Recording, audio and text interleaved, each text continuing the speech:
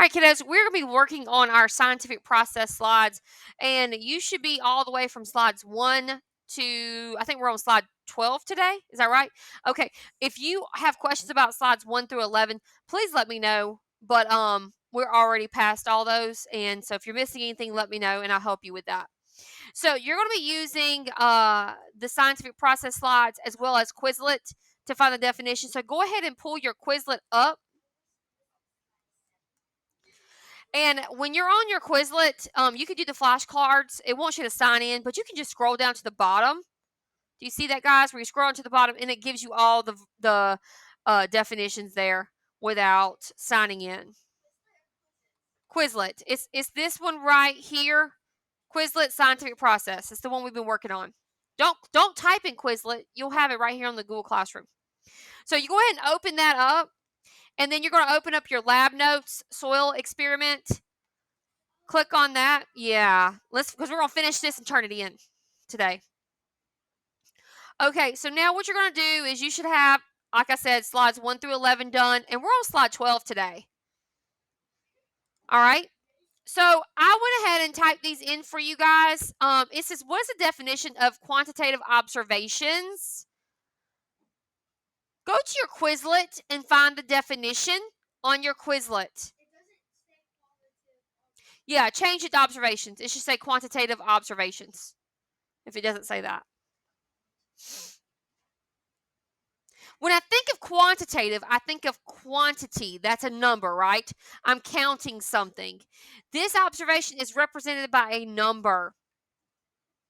So when we were measuring our plant, what did we measure? The growth. So the height of that little seedlings, right? And I think the last time we measured it was like 3.5 centimeters. It wasn't much because we went home over the weekend. We came back, it died. Oh well, but it did. But they're over there now. But the reason we did it is to see it, and we saw that it did grow.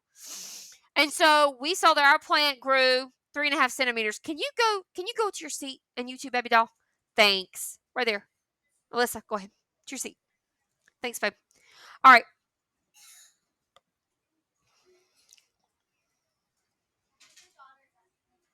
She need help. Okay, I'm coming. All right, so we're going to move on now to slide 13.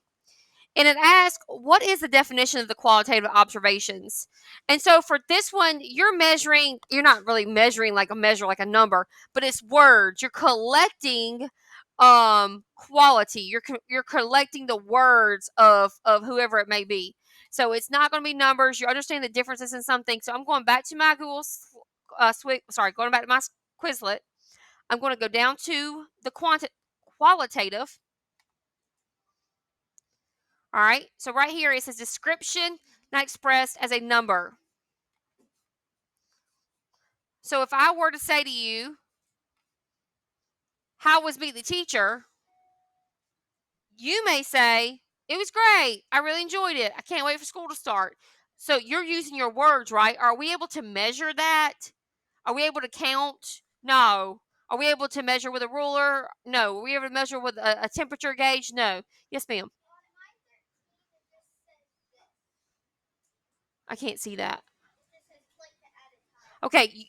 You just got deleted then, just to add that title. So go ahead and write this in to your slide. I am. That's what it says. Qualitative. We're on the next slide. Quantitative was the number one. Qualitative is the words.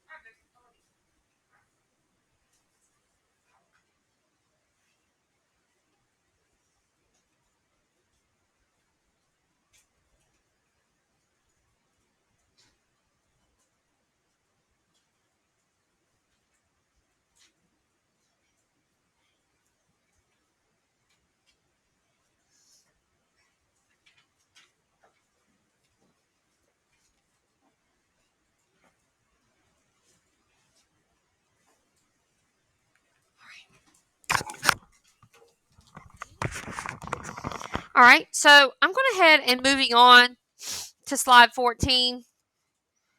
All right, and so we talked about what we were observing. We should have some things there. We observe, the different growths or whatever. You all should have that written for slide 14, and I can leave it up here for a second if you need to add anything to your slide.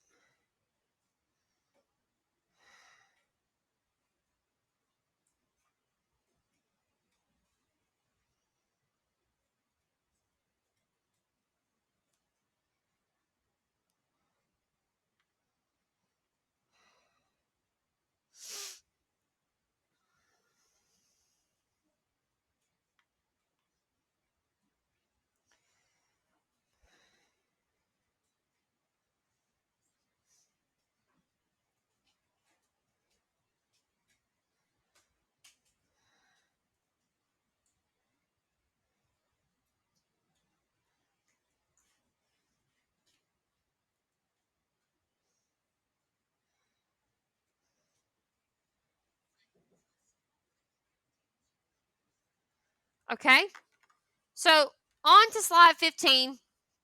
And this is our conclusion. Now, guys, remember this. Whatever the conclusion is, does not affect that you are a scientist. You are, if you said the hypothesis was this and your conclusion was something else, you are still, a scientist. You're still going through the scientific process. So, this is what we wrote in my last class, but you need to add to it. Emerson, you need help, sweetie, with this? Okay. You good? All right. So it says the conclusion is jar B had taller growing plants, right?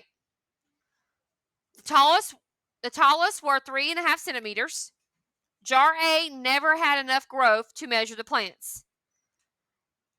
Jar A stayed a seedling. In the beginning of the observation, Jar A sprouted sooner and had roots. Remember that?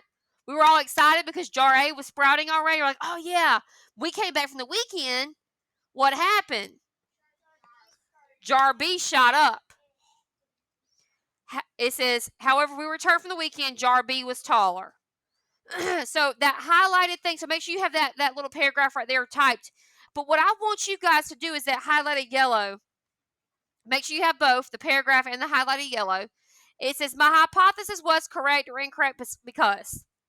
So my hypothesis was correct because I predicted jar B with the fertilized soil would grow faster. Or my hypothesis was incorrect because I said jar A was going to grow faster with the box soil. Whatever you put for that. So you were right. And see, a lot of people were wrong. A lot of people thought it was going to be A because of the box soil, right? Smart. Yep. And so you should be typing that right now. You should put, were you correct or incorrect? Tell me, was it jar B you thought was going to grow better, or jar A, whatever it may be. Give me some insight from what you are thinking right now.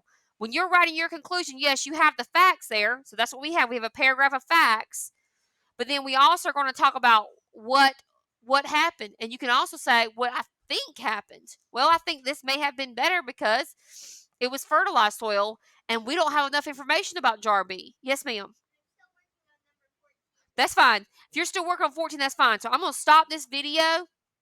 And if you need to go back to any slides on here or come to my board, you may. All right?